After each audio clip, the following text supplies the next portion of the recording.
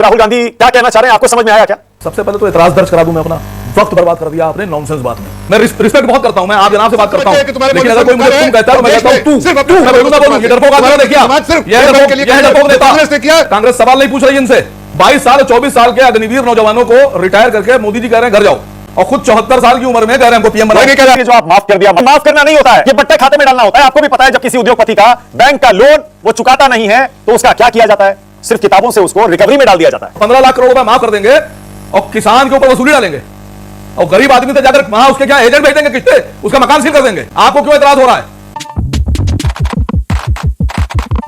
आसिम वकार, ये राहुल गांधी क्या कहना चाह रहे हैं, आपको समझ में आया क्या?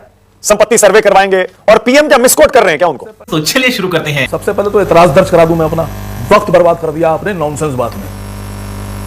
डरा हुआ इंसान जो होता है ना, घबराया हुआ डरा हुआ इंसान, हारा हुआ इंसान, वो सिर्फ झूठ बोलता है, मक्कारी करता है, गालियां बकता है। जो हार रहा होता है वो सिर्फ झूठ बोलता है, इसके अलावा कुछ नहीं कर सकता। उठ क्वेश्चन आपने 10 बार पूछा मनमोहन सिंह का बयान। कल मैं एक चैनल में बैठा था, बहुत बड़ी पत्रकारा थी, बहुत बड़ी, मैंने वो बयान ऐसे चला दिया।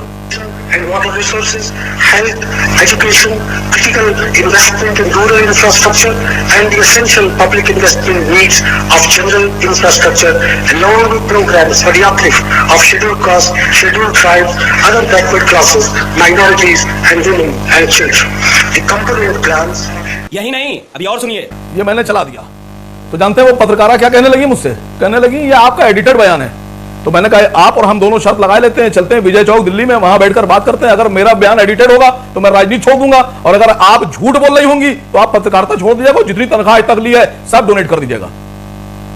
ये झूठे लोग हैं सर, और इनको सपोर्ट करने वाले इनसे बड़े मक्कार हैं। तू समझा? हाँ। मैं आपको बताऊं सीधी सी बात, मैं कांग्रेस पार्टी से गुजारिश कर रहा हूं, राहुल गांधी जी से रिक्वेस्ट कर रहा हूं कि उन्होंने अपने मैनिफेस्टो में अगर नहीं लिखा है तो जो मैं कहने जा रहा हूं उसको नोट करें कि हर भाषण में कांग्रेस का हर छोटा बड़ा नेता हर विधानसभा हर लोकसभा में जाकर यह बोले कि जो 15 लाख करोड़ रुपया देश के हिंदुओं, मुसलमानों का, दलितों का, गरीबों का, पिछड़ों का, वंचितों का 15 लाख करोड़ रुपया जो मोदी जी ने अपने सिंधी दोस्तों का और गुजराती दोस्तों का माफ किया है ना, सरकार बनने के बाद ये कोई रुपया माफ नहीं होगा। और अभी तो रुको, ये 15 लाख करोड़ रुपया हलक में डाल के वापस छीना जाएगा और देश की जनता के बीच में बांट दिया जाएगा, बिल्कुल बांटा जाएगा। क्या कर रहे हो भाई तुम? ये 15 लाख करोड़ रुपया मोदी जी के भाई का है, मोदी जी के घर का है, अमित शाह साहब का है, जफर इस्लाम साहब की तनख्वाह का है, किसका है ये? क्यों बांट दिया, क्यों माफ कर दिया?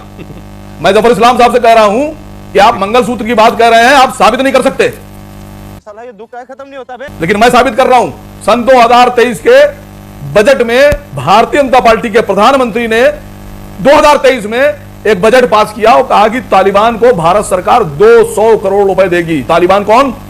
टेररिस्ट, आतंकवादियों को देश के हिंदुओं का पैसा, देश के हिंदुओं का पैसा 200 करोड़ रुपया मोदी जी तालिबान को दे रहे हैं। आप तालिबान को आतंकवादी कह रहे हैं? आसिम वकार, आप भी तालिबान को आतंकवादी मानते हैं? बिल्कुल कह रहा हूं सर, अरे कह रहा हूं सर।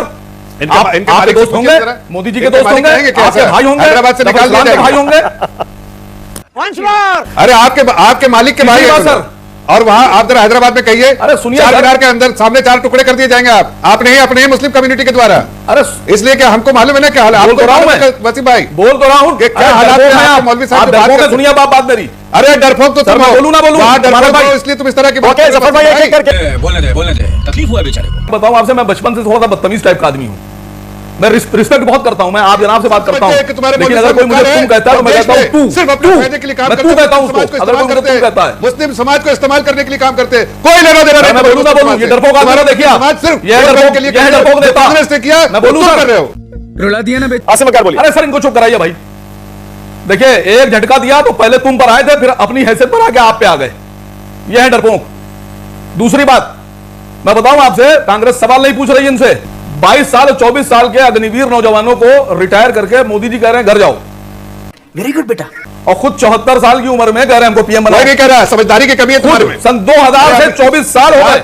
समझदारी की कमी, जरा सुन लीजिए। अग्निवीर के बारे में मैं बता दूं, आप पक्का बने रहेंगे, नहीं 74 साल के, फिर भी मैं आपको पीएम बनेंगे। हकीकत बता देता हूं। और अग्निवीर को कह रहे हैं आप रिटायर कर दो। लोगों को गुमराह करने का काम, अब असीम वकार, आप लोगों को झूठ बोल के गुमराह करके अपने हकलाने लगे, जमीन पे खड़ा भाई करके एक मिनट में हकलाने लगे ये।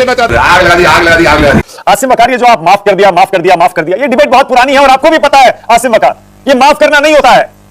ये बट्टे खाते में डालना होता है। आपको भी पता है जब किसी उद्योगपति का बैंक का लोन वो चुकाता नहीं है तो उसका क्या किया जाता है? सिर्फ किताबों से उसको रिकवरी में डाल दिया जाता है। ऐसा नहीं है कि वो माफ हो जाता है, आप भी जानते हैं ये बात। हाँ बेटा, लगता है तुम खा के ही मानोगे। मैं जवाब दूं? हाँ बोलिए। सर मसला यह है कि लाखों करोड़ 15 लाख करोड़ रुपए माफ कर देंगे और किसान के ऊपर वसूली डालेंगे और गरीब आदमी से जाकर वहां उसके क्या एजेंट भेज देंगे किस्ते, उसका मकान सील कर देंगे, मकानों की नीलामी होगी, गाड़ियां खींच कर नीलाम करेंगे, मोटरसाइकिल उसकी उठा के लाएंगे गरीब आदमी की। वहां क्यों नहीं माफ कर रहे हैं? अच्छा बता है राहुल गांधी ने जो लिखा है या कहा है कि संपत्ति का सर्वे होगा, आर्थिक सर्वे होगा, संस्थागत सर्वे होगा और उसके बाद उसको बांटा जाएगा दोबारा, ये जो संकेत दिया है ये सही है? मतलब होना चाहिए, ऐसा ही होना चाहिए। जली ना, तेरी भी जली ना। मैं तो ये कह रहा हूं कि 15 लाख करोड़ रुपए जिन जिन के माफ किए गए सबके वापस लिए जाएंगे, बिल्कुल लिए जाएंगे। आपको क्यों एतराज हो रहा है? ये गरीब जनता का पैसा। ओके जफर इस्लाम बोलिए, आपकी बारी है, उसके बाद बाकी मैं बात। जफर इस्लाम बोलिए। बस हवा निकल गई। देखिए मैं जफर भाई की बात को इधर सुनता हूं, इधर निकाल देता हूं। मुझे पता है बहुत परेशान है, मोदी जी ऐसा फंसा देते हैं इन लोगों को, ऐसा फंसा देते हैं, पहले के मुसलमानों को दे देंगे, ज्यादा बच्चे पैदा करने वालों को। जफर भाई आपकी भांजी भतीजों की बात कर रहे हैं मोदी जी, आपकी भांजियों की भतीजों की, कि उनको दे देंगे और आप उनको बेचारे को मान नहीं रहे। आप समर्थन कीजिए उनका, मोदी जी का, आप उनके गुलाम हैं पार्टी के, और हम लोग देश की बात कर रहे हैं। हम लोग को देश से मोहब्बत है, आपको बीजेपी से मोहब्बत। ओके अब मुझे जफर इस्लाम को जवाब देगा बस। जनता को आप मूर्ख समझना बंद कर दीजिए। मजा आया और मैं ये जो मजा है हिंदुस्तान के हर व्यक्ति को देना चाहता हूं।